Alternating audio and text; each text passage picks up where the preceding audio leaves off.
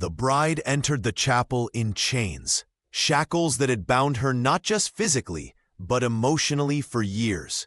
The cowboy's calloused hands broke them with determination that matched the fire in his eyes, a silent promise before he uttered those two life-changing words, "I do."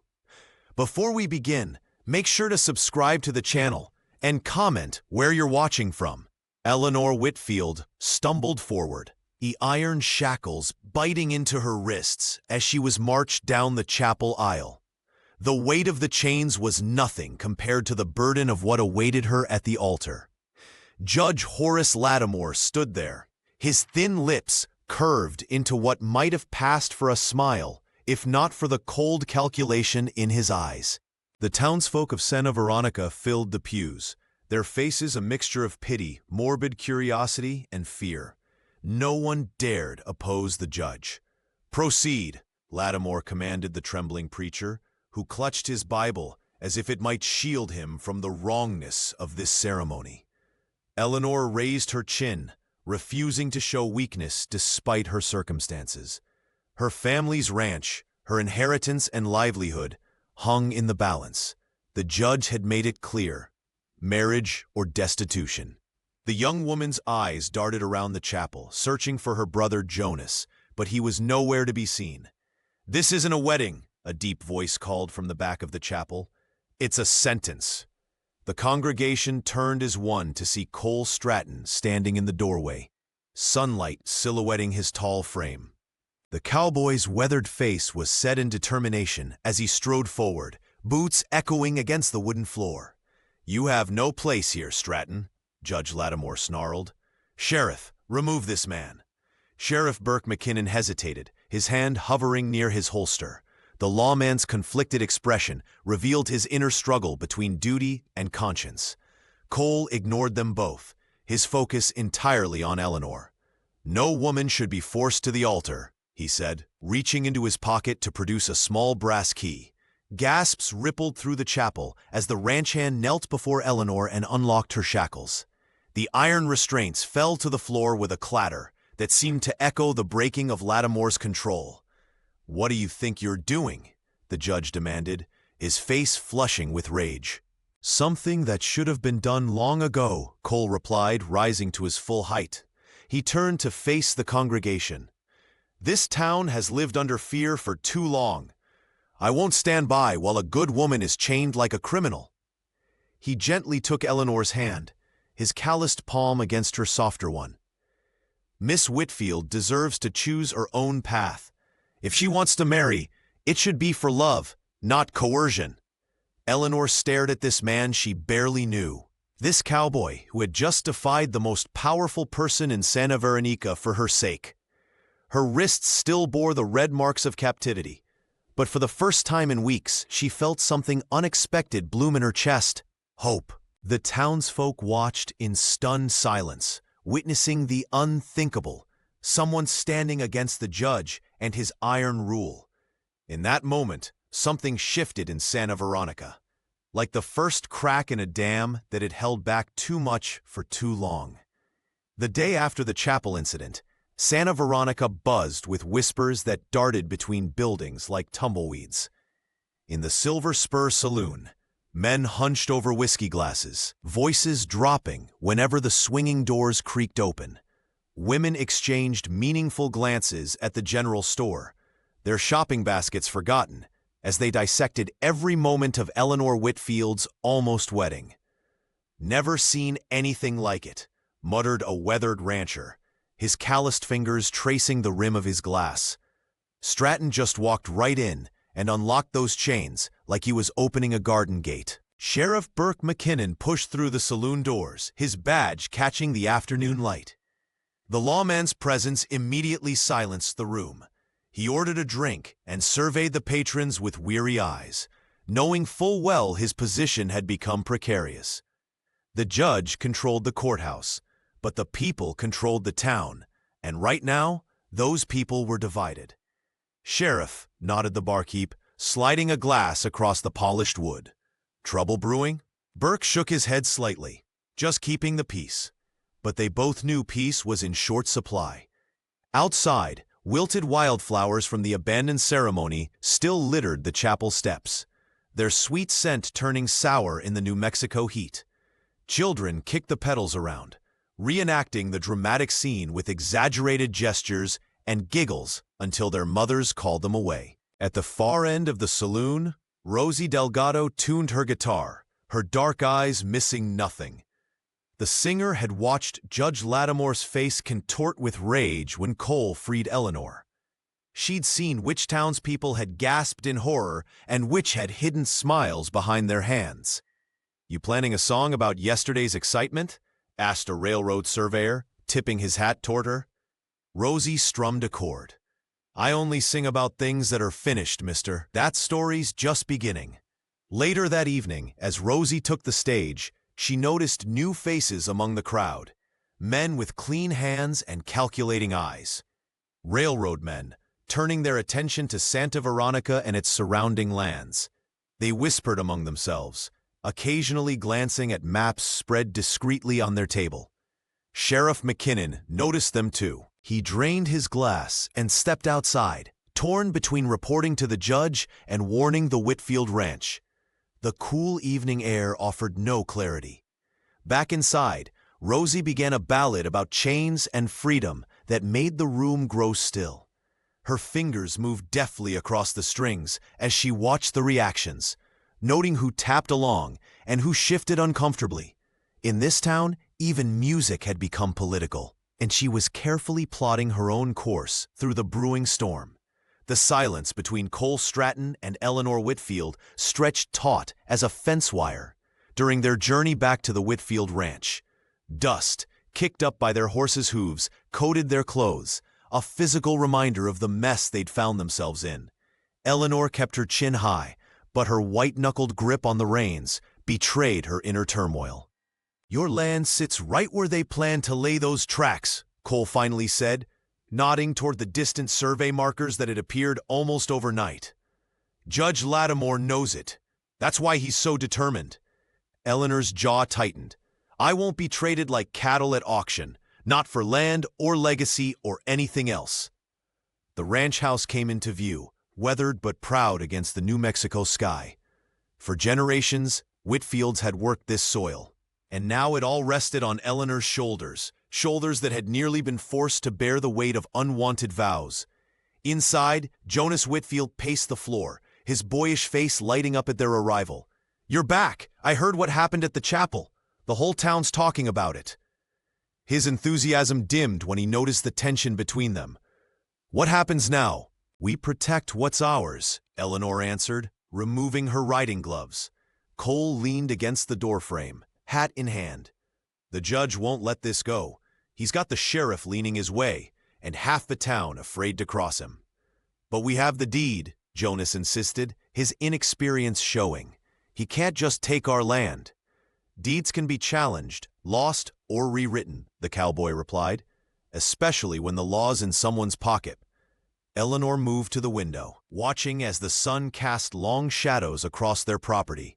"The railroad men are coming whether we like it or not. We need to be ready."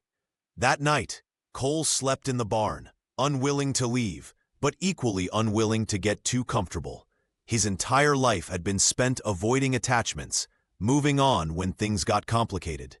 Yet here he was, caught in a web of obligation and something else he couldn't quite name. In the main house, Eleanor stared at the ceiling, her newfound freedom feeling strangely like another kind of cage. She'd escaped one man's control, only to find herself dependent on another's protection. Jonas slipped out after midnight, eager to prove his worth by scouting the neighboring properties for signs of the judge's men. His sister's reputation and their family legacy rested on his young shoulders, a burden he embraced with more confidence than wisdom. As dawn broke over the plains, 3 uneasy allies faced an uncertain future, their fates now intertwined by circumstance and choice. The distant sound of hammers on steel reminded them that time was running short. The railroad was coming, and with it, a reckoning none of them could escape. The dust billowed in thick clouds as the cattle moved across the parched New Mexico terrain.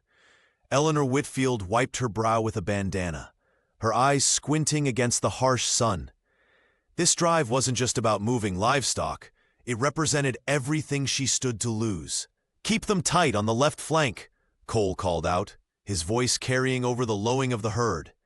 He rode with an easy confidence that Eleanor both admired and resented.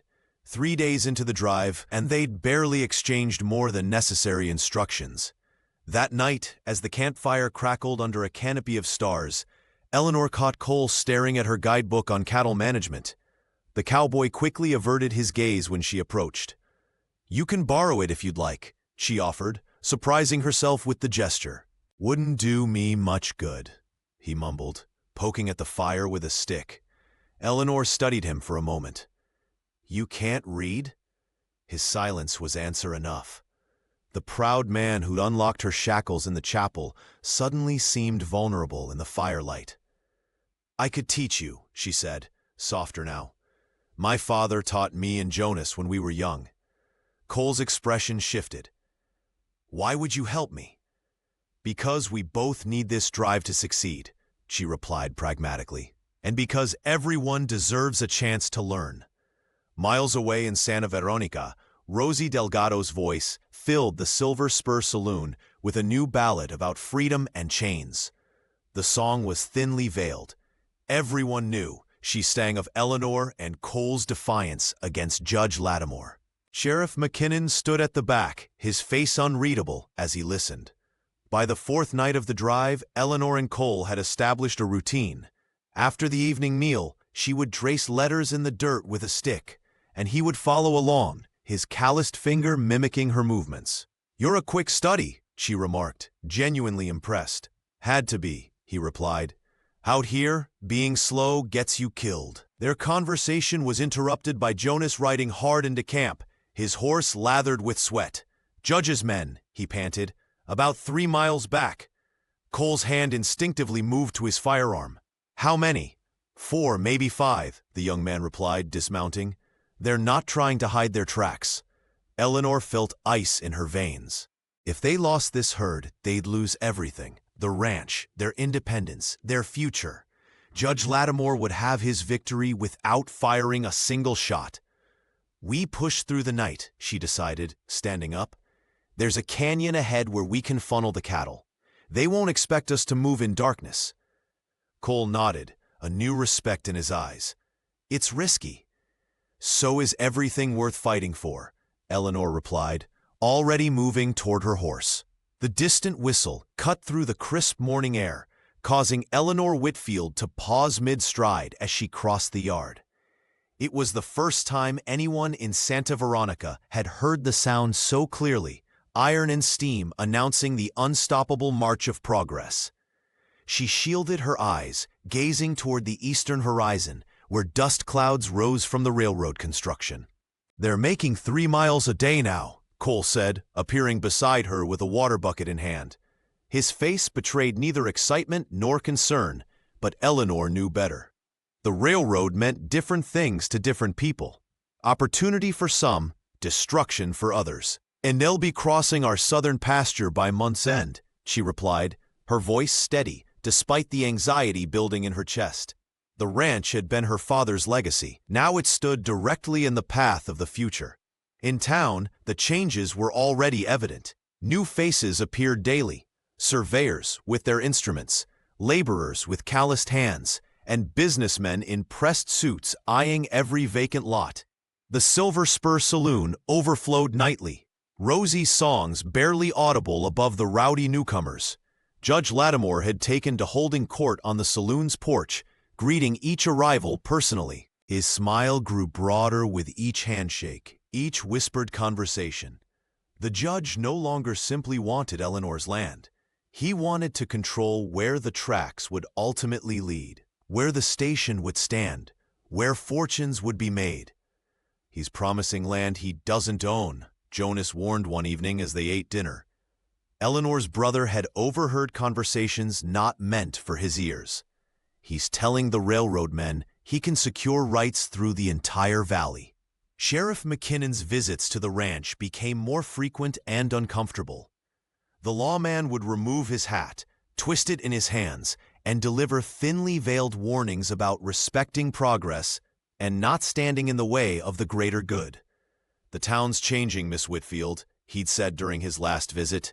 "Folks are choosing sides. I'd hate to see you on the wrong one when the dust settles." Cole had stepped forward then, his presence alone causing the sheriff to retreat a step. "Sounds like you've already chosen yours," he'd said quietly. That night, Eleanor found Cole on the porch, staring toward town where lanterns glowed unusually bright for the late hour.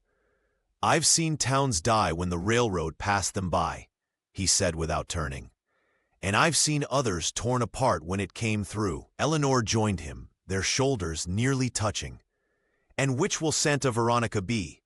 "That depends," he answered, finally looking at her, "on whether good people stand their ground or get swept aside."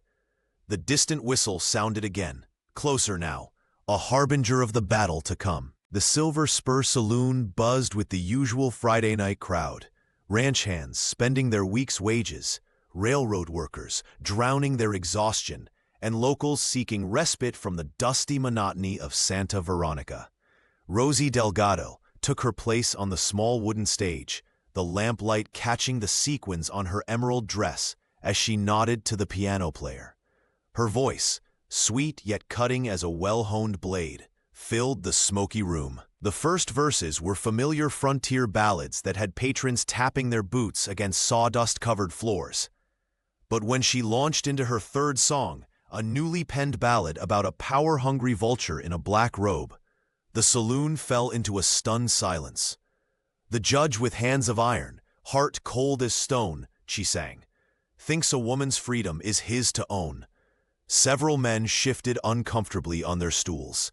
Sheriff Burke McKinnon, nursing a whiskey in the corner, straightened his back. The lyrics weren't subtle. Everyone knew exactly who Rosie was mocking. Cole Stratton sat near the back, a half-empty glass before him. He hadn't planned to be there, but Eleanor had insisted he take an evening for himself after weeks of hard work at the ranch. Now he wished he'd stayed away. "That saloon girl needs to watch her mouth," growled one of Judge Lattimore's men. Loud enough for half the room to hear. He stood, swaying slightly from drink. "Someone ought to teach her some respect." The cowboy rose before he could think better of it. "Sit down and enjoy the music," he said quietly. "Or leave." The first punch came without warning, catching Cole on the jaw. He staggered back, then recovered, ducking the next swing. Within seconds, the saloon erupted. Tables overturned, glass shattered, and men who had no stake in the fight joined simply for the thrill. Rosie scrambled off the stage as the brawl spread.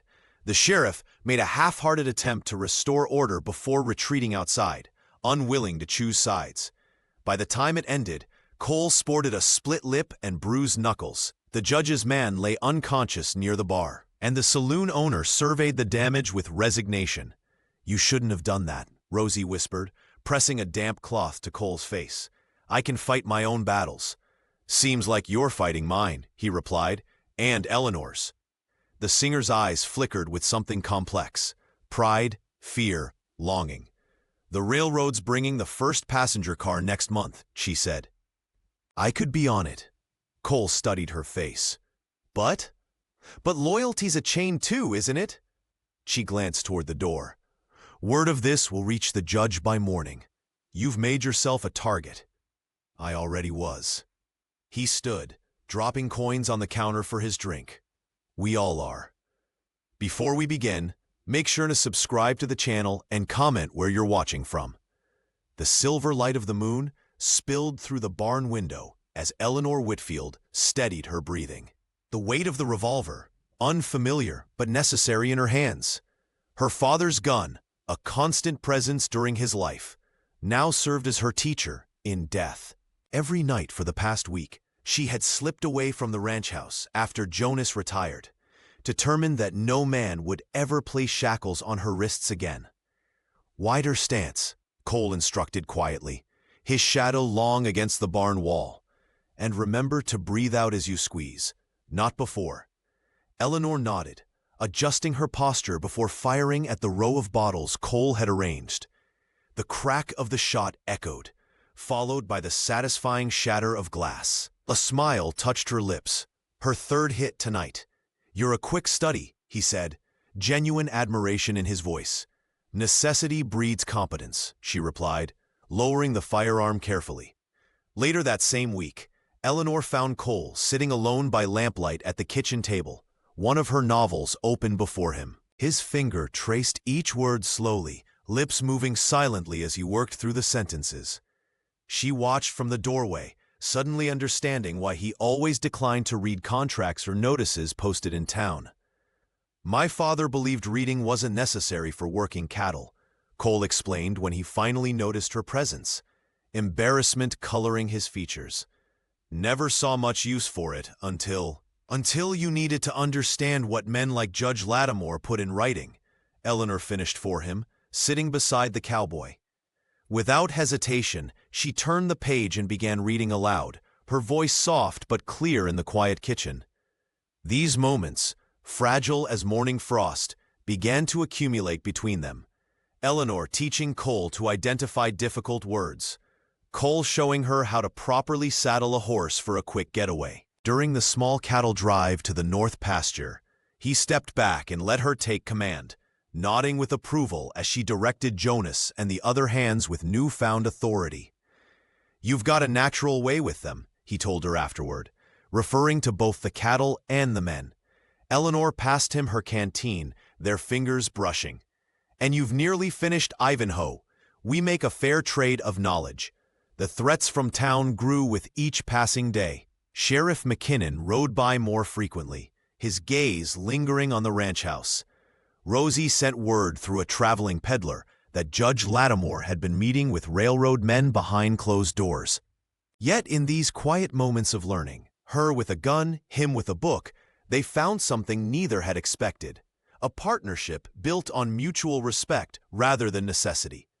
The small brass key that had unlocked her shackles now seemed to be unlocking something else entirely, something neither was quite ready to name, but both felt growing stronger with each lesson under lamplight. Jonas Whitfield wiped sweat from his brow as he shook hands with Mr. Daniels, the railroad company's land agent. The meeting, held in the shadowy corner of the Silver Spur Saloon, had yielded what Jonas believed was the opportunity of a lifetime.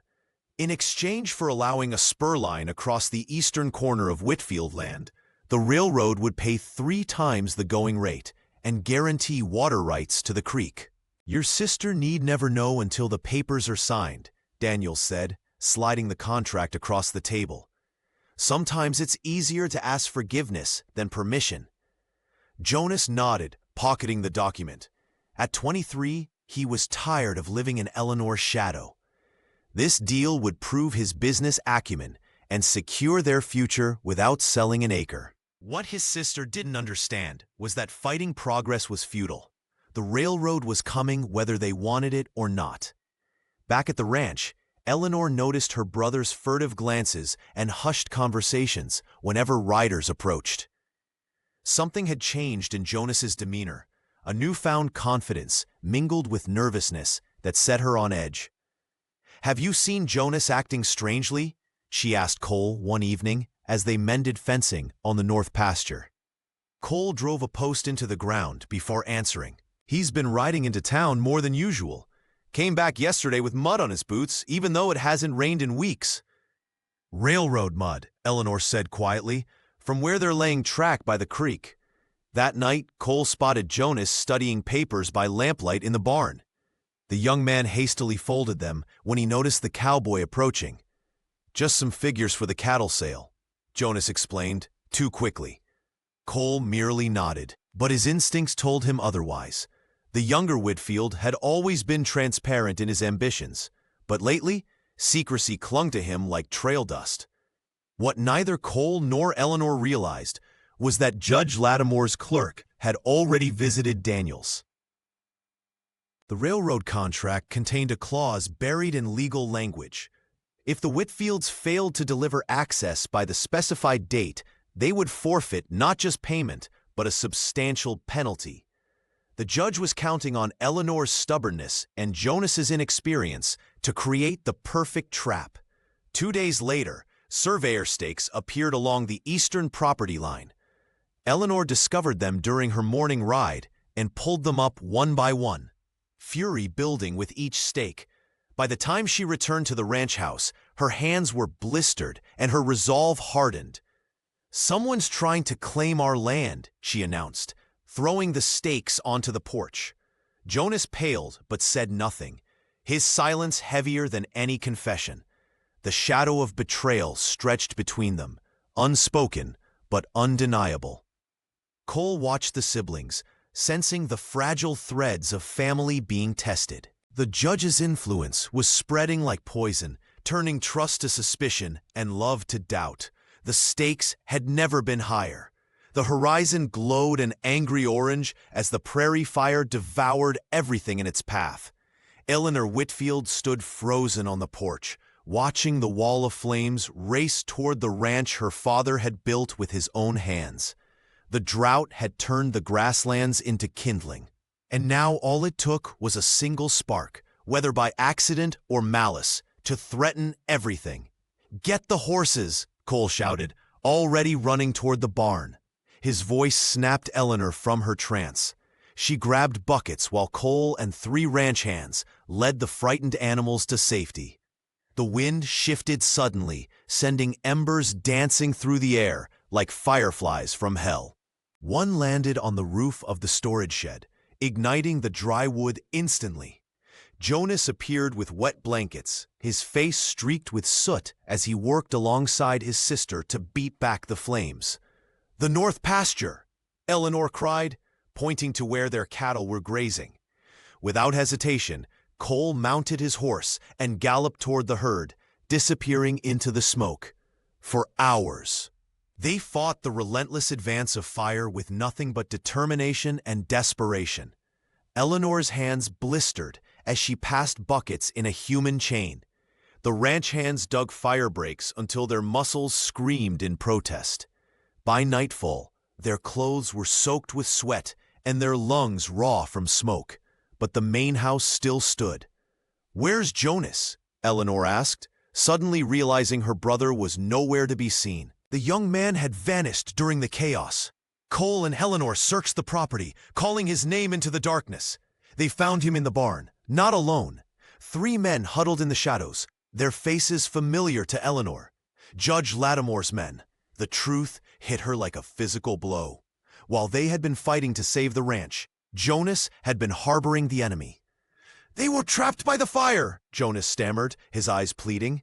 "I couldn't leave them to burn." "Or you let them in before the fire even started," Cole said, his voice hard as iron. The cowboy's hands clenched into fists as he stared down the intruders. Eleanor felt something break inside her. "My own brother," she whispered, the betrayal cutting deeper than any knife. Dawn revealed the full extent of the damage. Blackened earth stretched as far as the eye could see. Fences were destroyed, a third of their cattle lost. But the physical destruction paled compared to the fracture in the Whitfield family. As Sheriff McKinnon arrived to take the judge's men into custody, Eleanor watched her brother standing apart, alone. The fire had left visible scars on the land, but the invisible wounds to their trust would take far longer to heal, if they ever could. Sheriff Burke McKinnon's boots kicked up dust as he approached Cole Stratton by the hitching post outside the general store. The afternoon sun cast long shadows across Santa Veronica's main street as townsfolk hurried past, careful to avoid the tension crackling between the 2 men. "Got a minute, Stratton?" The sheriff's voice carried an edge Cole hadn't heard before. Cole nodded, setting down the supplies he'd been loading. "What can I do for you, Sheriff?" Burke glanced around before stepping closer. "This situation with the Whitfield woman has gone on long enough. Judge Lattimore's patience is wearing thin, and frankly, so is mine." "Eleanor's not causing any trouble," Cole replied, his jaw tightening. "She's just trying to keep her ranch running." The lawman's laugh was hollow. "That's not how the judge sees it, and in this town, his vision tends to become reality." He adjusted his badge, sunlight glinting off the metal. "I've got a proposition for you. Either make this arrangement with Eleanor legitimate, marry her proper, and bring some order to this mess, or saddle up and ride out of Santa Veronica. For good. Cole's hand instinctively moved to his belt, where his firearm usually sat. That sounds more like a threat than a proposition. Call it what you want, Burke replied. But I can't protect you anymore. The judge has plans for this town with the railroad coming, and he's not letting a stubborn cowboy and a headstrong woman stand in his way. The realization hit Cole like a physical blow. The sheriff, once a fair-minded keeper of the peace, had chosen his side. The law that should have protected them had become another weapon in Judge Lattimore's arsenal. You know what he's doing isn't right, Cole said quietly. Right doesn't matter anymore, Burke answered, his eyes darting toward the courthouse. Only power does. As the sheriff walked away, Cole leaned against the hitching post, his mind racing. Staying meant facing the judge's wrath, possibly putting Eleanor and Jonas in even greater danger. Leaving meant freedom, the open trail that had always called to him. But leaving also meant abandoning Eleanor to face her battles alone. It meant betraying the trust they'd built during long nights under the stars, during quiet moments when she'd helped him sound out words from her books, during the frantic hours fighting the prairie fire. Cole watched as Rosie Delgado crossed the street, nodding subtly in his direction. Even she could sense the town's shifting allegiances. The choice before him wasn't really about staying or going. It was about who he truly was. A drifter who valued his freedom above all, or a man willing to stand his ground for something that mattered. Cole mounted his horse, but instead of heading out of town, he turned toward the Whitfield Ranch. Some decisions once made changed a man forever. The oil lamp flickered as Eleanor Whitfield unfolded the small piece of paper that had been slipped beneath her door. Her hands trembled slightly as she read the hastily scrawled message. Not everyone who smiles at you wishes you well. There is a traitor among those you trust most. No signature, no clue as to its author. She sank onto the edge of her bed, the floorboards creaking beneath her. The ranch house, once her sanctuary, suddenly felt exposed and vulnerable. Eleanor glanced toward the window, half expecting to see watching eyes in the darkness. Who could have sent this? And more importantly, who was the traitor? Her mind raced through possibilities. Jonas had been acting strangely since the fire, often disappearing for hours without explanation. Her brother's eagerness to prove himself made him susceptible to manipulation. Then there was Sheriff McKinnon, whose allegiances seemed to shift like prairie winds. Even Rosie, despite her friendship, had ambitions that might conflict with Eleanor's interests. And Cole. The thought of Cole betraying her made her chest tighten. They had grown closer during their nighttime lessons, she learning to shoot, he learning to read. But everyone had secrets, and she knew little of his life before Santa Veronica. The next morning, Eleanor found herself watching her companions with new eyes. When Jonas mentioned riding into town, she wondered who he planned to meet. When Cole discussed the cattle, she questioned if his plans served hidden motives. "You're mighty quiet today," Cole remarked as they worked the corral together. "Just tired," she lied, avoiding his gaze. That evening, during supper, the silence hung heavy. Jonas attempted conversation, but Eleanor's terse responses soon silenced him. Cole watched her with concern, sensing the change, but unable to identify its cause. Later, Rosie arrived with news from town. The saloon singer's usual warmth couldn't penetrate the chill that had settled over the ranch house. "Judge Lattimore was asking about your cattle numbers today," Rosie mentioned casually. "Seemed mighty interested in your finances." Eleanor's eyes darted between her companions, searching for a reaction that might betray guilt. Was someone feeding information to the judge? That night, unable to sleep, she slipped outside with her lantern. The prairie stretched dark and vast around her, the distant howl of coyotes echoing her isolation. The letter had achieved its purpose. She was now separated from her allies by an invisible wall of suspicion. As dawn broke over the Whitfield Ranch, Eleanor realized Judge Lattimore didn't need to attack them directly. By sowing distrust, he had already begun to dismantle their strongest defense, their unity. The sense of safety that had slowly built among them was crumbling, leaving them all exposed to the gathering storm.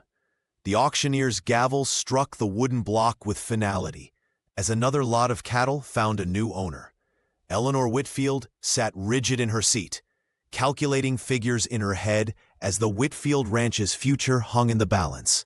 The auction house buzzed with the murmurs of seasoned ranchers and cattle barons, men who had never considered a woman worthy of their competitive circle. Next lot, 30 head of prime Hereford, starting bid at $70 per head, called the auctioneer, his voice carrying across the crowded room. Eleanor caught sight of Judge Horace Lattimore on the opposite side, his smug expression suggesting he already considered the cattle his. She felt Cole's reassuring presence beside her, though his eyes betrayed concern. They both knew what was at stake. Without this herd, the ranch couldn't fulfill its contracts. 75, called a voice from the back. 80, countered another. The bidding climbed steadily until it reached $110 per head. Only Judge Lattimore and another rancher remained in the contest. The judge raised his paddle with an air of finality, offering 120. Going once. Eleanor rose to her feet, her heart hammering. 130, she announced, her clear voice cutting through the sudden silence. Every head turned. Women didn't bid at cattle auctions. They certainly didn't challenge men like Judge Lattimore. The judge's face darkened. 140, he snapped. 150, Eleanor countered without hesitation, revealing knowledge of market prices that surprised even Cole. A murmur rippled through the crowd. The rancher who had been bidding against the judge nodded respectfully toward Eleanor and lowered his paddle. 160, Lattimore growled, his knuckles white around his bidding paddle. Eleanor smiled coolly. 170, and I'll pay in cash today. The auctioneer's eyes widened. Cash transactions of this size were rare, and immediate payment commanded respect. Going once, going twice, sold to Miss Whitfield. Several ranchers approached Eleanor afterward, offering handshakes and introductions that would have been unthinkable days earlier. She had earned their respect not through inheritance or marriage, but through her own sharp wit and courage. "You've made enemies today," Cole warned quietly as they arranged payment. Eleanor watched Judge Lattimore storm out, his back rigid with fury. "I've always had enemies, Cole, but now I have allies too." Sheriff McKinnon tipped his hat as they passed. "Bold move, Miss Whitfield. The judge won't forget it." "Neither will Santa Veronica," she replied. As they left the auction house, Eleanor felt the weight of new expectations. Her victory had shifted something in the town's dynamics. She had proven herself capable, but in doing so, had made herself a more visible target. The judge's determination to break her would only grow stronger, but so would her resolve to fight. The railroad man sat across from Rosie Delgado, his offer hanging in the air between them like smoke. A ticket west, her own seat on the first passenger train leaving Santa Veronica, and enough money to start fresh in California. All she had to do was tell him when Cole and Eleanor would be moving their cattle across the North Passage. "Judge Lattimore just wants to ensure the railroad's progress isn't impeded," he explained, swiping the ticket across the table. "No one needs to get hurt." Rosie ran her fingers over the embossed lettering. How many nights had she stood on that worn stage at the Silver Spur, singing about places she'd never seen while watching strangers pass through? The ticket represented everything she'd whispered about in those songs: freedom, possibility, a life beyond dusty streets and men who smelled of whiskey and desperation. She tucked the ticket into her bodice and promised to think about it, knowing the railroad man would be back tomorrow for her answer. That night, as she prepared for her performance, Rosie's hands trembled. The saloon was packed, Sheriff McKinnon nursing a drink in the corner, his eyes following her movements. The lawman had changed since Judge Lattimore had gotten his hooks in him. They all had. Between songs, Her mind drifted to the day she'd slipped Cole that small brass key. She'd stolen it from the judge's office while cleaning, recognizing it as the one that unlocked the shackles he used for prisoner transport. Something in her had known what Lattimore planned for Eleanor Whitfield. Just in case, she'd whispered to the cowboy, pressing metal into calloused palm. That simple act had changed everything. Now Cole and Eleanor were fighting not just for themselves, but for the future of the ranch and the town itself. And here she was, contemplating betrayal for a train ticket. After her final song, Rosie stepped outside for air. The distant sound of hammering echoed across the plains, railroad workers laboring through the night. Progress was coming, whether Santa Veranaca was ready or not. She thought of Eleanor's quiet determination, of Cole's unwavering loyalty. They'd welcomed her into their confidence, shared meals at their table. In a town full of people looking out for themselves, they'd shown her what it meant to stand for something. Rosie pulled the ticket from her dress and held it up to the moonlight. Tomorrow, she would have to choose the promise of a new beginning or the loyalty to friends who trusted her. Either way, there would be no going back. The weight of the brass key she no longer possessed seemed to press against her heart. The wagon carrying the railroad's dynamite had been emptied overnight, leaving nothing but wooden crates filled with rocks. By noon, word had spread through Santa Veronica faster than a prairie fire. Cole Stratton found himself surrounded by accusatory stares as he entered the general store, the whispers falling silent at his approach. "Heard you've taken to sabotage now," Sheriff Burke McKinnon said, blocking Cole's path. The lawman's badge gleamed in the sunlight streaming through the doorway. "Judge wants to see you."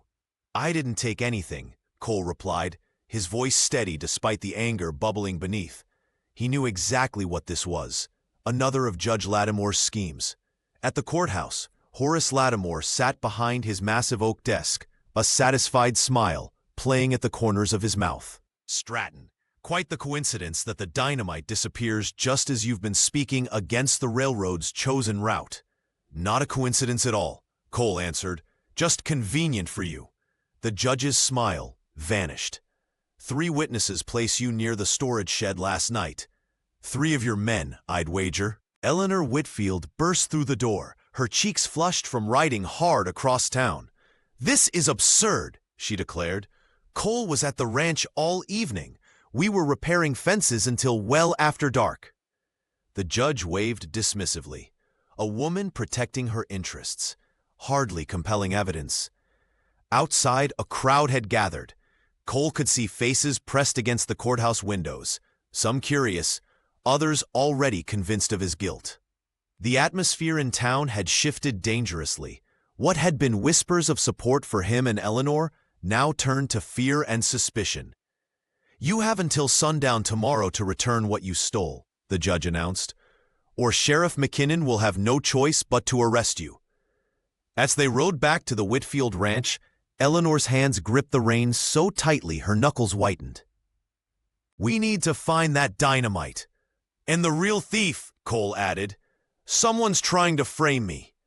"Jonas might know something," she suggested. "He's been spending time with those railroad surveyors." Cole nodded, though the thought of Eleanor's brother being involved troubled him. The young man's loyalties had proven unpredictable. Back at the ranch, Rosie Delgado waited on the porch, her face grave.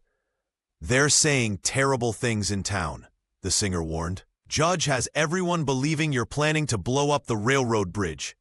Cole's jaw tightened.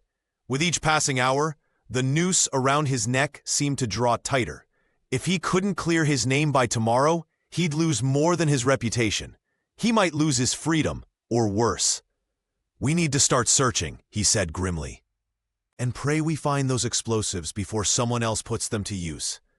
Eleanor Whitfield's hands trembled as she held the yellowed document, its edges worn from being folded and unfolded countless times. The lantern light cast long shadows across the ranch house study as she read her father's signature at the bottom of the page, a signature that had sold her future without her knowledge. "He promised me to him," she whispered. her voice barely audible over the crackling fire. "My own father used me as collateral." Cole Stratton stood silently by the window, his weathered face reflecting both concern and anger. The cowboy had come to respect Eleanor's strength over their weeks together, and seeing her shaken to her core made his chest tighten. "The debts were substantial," Eleanor continued, placing the document on her father's old desk. "Judge Lattimore provided loans when the drought nearly destroyed everything. And in return," her voice caught, "in return, I was to be his wife if payment couldn't be made." "That's not a contract. That's slavery," Cole said, his hands balling into fists. "No man has the right to trade his daughter like cattle." Eleanor ran her fingers over her father's handwriting. The man she had idolized, whose memory she had fought to honor, had betrayed her most fundamental right to choose her own path. The revelation transformed her understanding of the judge's persistence. This wasn't just about land or power, but about collecting on a debt he considered legally binding. "All this time, I thought I was fighting Lattimore's greed," she said. "Now I'm fighting my father's ghost too."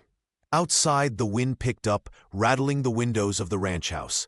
Jonas was still in town, unaware of the discovery that would surely devastate him as well. The siblings had built their lives on the foundation of their father's supposed integrity. Cole crossed the room and knelt beside Eleanor's chair. "Your father made a mistake, a terrible one, but you aren't bound by it." "Aren't I?" she asked, meeting his gaze. "The judge has the law on his side. This document has witnesses, dates, terms." "The law doesn't recognize selling people," Cole replied firmly. "Not anymore." Eleanor stood abruptly, pacing the room. "This changes everything. The judge isn't just after our land. He believes he's entitled to me, to my life." Cole watched her, seeing the weight of this revelation threatening to crush the spirit he'd come to admire. He wanted to reach for her, but sensed she needed space to process this betrayal. "We'll fight him," he said simply. "Together." Eleanor paused, looking at the cowboy who had broken her chains once before. The truth had shaken her, but it had also freed her from illusions. Now she could face both Lattimore and her father's flawed legacy with clear eyes. "Together," she agreed, though the shadow of doubt still lingered between them. The charred beams of the barn still smelled of smoke as Eleanor Whitfield confronted her brother. Jonas stood with his shoulders hunched, looking smaller than his 20 years as the truth spilled out between them, like grain from a torn sack. "I thought I could handle it," he stammered, eyes fixed on the scorched earth beneath his boots. "Judge Lattimore's men said they'd burn everything if I didn't cooperate. They just wanted information about the ranch's boundaries. I never thought they'd set the fire." Eleanor's face hardened like clay in the sun. "Those men nearly killed us all, Jonas. Our cattle, our home, everything father built." Cole Stratton leaned against the doorframe, his expression unreadable. He'd suspected something was wrong for weeks. The missing feed, the disturbed horses, footprints where none should be. Now it all made terrible sense. "They threatened to take what was left of the mortgage to the bank," Jonas continued, his voice cracking. "Said they'd make sure we lost everything if I didn't help them." "So instead you let them burn it down?" Eleanor's words cut through the air like a whip. The cowboy pushed himself away from the doorframe. "The judge is playing you against each other. That's what he wants, to break apart what's left of your family." Outside, the first hints of winter whispered across the plains. The cattle drive had brought enough money to survive until spring, but barely. With the barn damaged and trust shattered, the ranch hung by a thread thinner than a spider's silk. "I was trying to protect you," Jonas insisted, reaching for his sister's hand. Eleanor pulled away. "By lying? By sneaking around behind my back?" Cole stepped between them. "We don't have time for this. Judge Lattimore is gathering support in town. Sheriff McKinnon's been asking questions about the dynamite that went missing from the railroad camp." "The dynamite wasn't me," Jonas said quickly. "Doesn't matter what's true anymore," Cole replied. "The judge is painting targets on all our backs." Eleanor turned toward the ranch house, where smoke still rose from the chimney. a reminder of what they hadn't lost. Winter's coming. We can't survive it divided. What are you saying? Jonas asked, hope flickering in his eyes. I'm saying I don't trust you, she answered flatly. But you're still my brother, Cole nodded slowly. Family's all we've got out here. As they walked back toward the house, none of them noticed the figure watching from the ridge, one of Lattimore's men, taking note of their movements. In Santa Veronica, the judge was already making his final preparations, certain that the fractured Whitfield family would soon crumble under pressure. Winter was indeed coming, and with it, a storm none of them were truly prepared to weather. The main street of Santa Veronica had become an invisible line dividing the town into two factions. On one side stood those loyal to Judge Horace Lattimore, believing his promises of prosperity once the railroad arrived. On the other, those who had witnessed Eleanor Whitfield's defiance and Cole's unwavering honesty, sensing that the judge's vision for their future came with hidden costs. "Pick a side," muttered a weathered rancher as he spat tobacco juice into the dust. "Can't straddle the fence no more." Sheriff Burke McKinnon felt this division more acutely than most. Standing in front of the jailhouse, he watched townsfolk exchange cold glances across the street. His badge, once a symbol of clear authority, now felt like a target. The lawman had spent years maintaining order through compromise, but Judge Lattimore's demands had grown increasingly difficult to satisfy while maintaining any semblance of justice. At the Silver Spur Saloon, Rosie Delgado sang to a room where former friends now sat at separate tables. Her songs, once bringing the community together, now seemed to highlight their differences. The saloon singer caught glimpses of railroad men in the back, watching, assessing, determining who might be useful when the iron tracks finally reached town. "They say the Whitfield woman's gathering guns," whispered a merchant to the sheriff after services, "and Stratton's been seen talking with ranchers from the South Valley." Burke nodded noncommittally, knowing full well that Eleanor was indeed preparing for whatever came next. He'd seen her riding confidently now, no longer the reluctant bride in shackles. The transformation worried him, not because he feared her strength, but because he knew the judge would not tolerate such defiance. That afternoon, two men came to blows outside the general store over a comment about the Whitfield ranch. By the time the sheriff arrived, blood stained the boardwalk, and neither man would back down. "This is what he wants," Cole told Eleanor that evening as they watched the town from the ranch porch. "The judge is letting us tear ourselves apart before he makes his final move." Eleanor gripped the railing, her knuckles white. "And the railroad doesn't care who wins, as long as someone signs their papers." In the gathering dusk, they could see lanterns being lit throughout Santa Veronica, pinpoints of light separated by growing darkness. The telegraph had brought news that morning. The railroad would reach them within 2 weeks. Rosie stood at her window above the saloon, watching the same lights, weighing loyalty against opportunity. The westbound train represented everything she dreamed of, yet leaving now felt like abandoning a battlefield.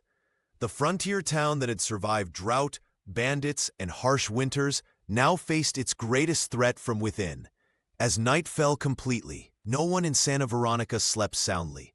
The snow lay like a pristine shroud over Santa Veronica, muffling the usual sounds of the frontier town. Eleanor Whitfield stood at the window of the ranch house, watching ice crystals form intricate patterns on the glass. Behind her, Cole paced the wooden floorboards, the rhythm of his boots matching the ticking of the mantel clock. "Judge Lattimore's men were seen at the North Ridge yesterday," Eleanor said, her breath fogging the window. "He's not even pretending this is about marriage anymore." Cole nodded grimly. The railroad contract is all he cares about now. Whoever controls where those tracks meet the town controls everything. They had discovered the truth 3 days ago when Rosie Delgado slipped them documents she'd found while cleaning the judge's private room at the saloon. The papers revealed Lattimore's scheme to redirect the railroad's planned route through land he would control if he could force Eleanor off her property. "We need to gather everyone we can trust," Eleanor said, turning from the window. Her eyes, once haunted by uncertainty, now burned with determination. Jonas has rounded up the neighboring ranchers. Even Sheriff McKinnon might help us now that he knows the judge plans to strip him of his badge once the railroad comes. The cowboy pulled his coat from a hook by the door. I'll ride to town and speak with Rosie. She's heard whispers that the judge plans to make his move tomorrow. Eleanor grabbed her rifle from above the fireplace. I'm coming with you. They rode side by side through the snow-covered landscape, the cold air biting at their faces. The months since their first confrontation in the chapel had transformed them both. Eleanor was no longer the woman in shackles, and Cole had found something worth staying for. At the Silver Spur, they found Rosie nervously polishing glasses. "The judge has hired gunmen," she whispered, glancing toward the saloon doors. "They're staying at the old Miller place. He's planning to force a town meeting tomorrow to vote on the railroad contract." By nightfall, they had gathered a dozen allies in the barn. Jonas distributed ammunition while Eleanor outlined their plan. "We don't want bloodshed," she insisted. "We expose his scheme publicly with evidence." Cole studied the faces around him, ranchers, shopkeepers, even the telegraph operator, all risking everything to stand against tyranny. "Judge Lattimore believes we're weak because we value fairness," he said quietly. "That's not weakness. That's what makes this land worth fighting for." As they dispersed into the snowy night, Eleanor caught Cole's hand. "Whatever happens tomorrow," she whispered, "we've already won something no judge can take away." He squeezed her fingers gently. Freedom was never just about breaking chains. The chapel stood silent, a stark contrast to the clamor that had filled it months before. Eleanor Whitfield and Cole entered side by side, not as captive and rescuer this time, but as equals facing their common enemy. Judge Lattimore waited at the altar, flanked by his men and Sheriff McKinnon, whose hand rested uneasily on his holster. "You've caused enough trouble in my town," the judge declared, his voice echoing against the wooden beams. Eleanor stepped forward. "It was never your town to begin with." The confrontation that followed was inevitable. Words gave way to action as the judge's men moved in. Cole stood his ground, protecting Eleanor while she revealed the documents she discovered, proof of the judge's plan to control the railroad's path through Santa Veronica by any means necessary. "The marriage was never about me," she announced to the townspeople who had gathered. "It was about my land and where the trains would stop." Sheriff McKinnon's loyalty finally broke. "I can't stand by this anymore," he said, turning his badge over in his hands before placing it on a pew. The lawman's defection sent ripples through the crowd. In the chaos that followed, Jonas burst through the doors, breathless and determined to make amends for his betrayal. "The railroad men are here," he shouted. "They want to speak with the landowners directly, not through the judge." Lattimore's face contorted with rage. He drew his weapon, aiming not at Cole or Eleanor, but at Jonas. The shot never came. Rosie Delgado appeared from the shadows and knocked his arm aside. The bullet splintered wood instead of flesh. The price of victory became clear in the aftermath. The Whitfield Ranch would lose its southern pastures to the railroad, but the family would keep their home. Jonas's reputation remained tarnished, though his final act of courage began the long road to redemption. And Sheriff McKinnon walked away, leaving Santa Veronica without a lawman. Cole's hand found Eleanor's as they stood amid the wreckage of the judge's ambitions. "Some things break so others can be built," he said quietly. "And some chains need to be broken before you realize you were never meant to wear them," she replied, remembering the cold iron that had once bound her wrists. Judge Lattimore was led away, his power broken but his venom intact. "This isn't over," he spat. Eleanor watched him go, feeling neither triumph nor fear. "Yes," she said simply, "it is." The town had witnessed everything. The lies, the courage, the choices made when backs were against the wall. The battle was won, but its cost was etched into each of them, invisible scars that would fade but never disappear completely. spring brought renewal to Santa Veronica, the melting snow revealing tracks that stretched toward the horizon like silver veins. The first train whistled through town, its arrival marking not just a new season, but a new era for the once isolated community. Cole Stratton stood on the station platform, watching passengers disembark. 6 months ago, he would have been eyeing that train as an escape route. Now he felt no urge to climb aboard. The cowboy adjusted his hat, a smile playing at his lips as he caught sight of Eleanor Whitfield approaching through the crowd. "They're saying Judge Lattimore has settled in Arizona territory," Eleanor said, slipping her hand into his. "Apparently, there are other towns to terrorize." "Good riddance," Cole replied, squeezing her fingers gently. "Though I almost miss the old tyrant. Gave us something to fight against." The young woman laughed, the sound carrying across the bustling platform. "I think we have plenty to fight for instead." Together, they walked through a town transformed. The Silver Spur Saloon had expanded, its new wing bustling with railroad workers and settlers. Rosie Delgado had chosen to stay after all, turning down the westbound ticket for a stake in the saloon itself. Her voice drifted through the open windows, training a new girl to take her place some nights. Sheriff McKinnon tipped his hat as they passed. The lawman had found his backbone in the final confrontation, choosing the town's future over the judge's bribes. Jonas waved from the general store, where he'd found purpose managing supplies for the growing community. The betrayal that had nearly torn the Whitfield family apart had healed into a stronger bond, tempered by forgiveness.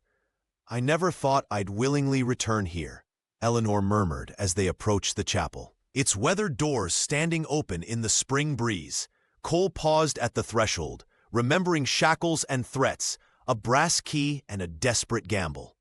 Different circumstances this time. Inside, sunlight streamed through the windows, illuminating the same aisle where they had first faced each other as strangers. Now they walked it side by side, no witnesses but the dust motes dancing in the light. "I choose you," he said simply, taking both her hands in his. "Not because I have to, because I want to." "And I choose you," Eleanor replied, her eyes bright with certainty. "Not as my savior, but as my partner." Their story spread beyond Santa Veronica, whispered at campfires, and retold in saloons across the territory. How a forced union became a willing one, how chains became choices. But the truth was simpler than the legend. Two people who discovered that freedom wasn't about escaping bonds, but choosing which ones to forge.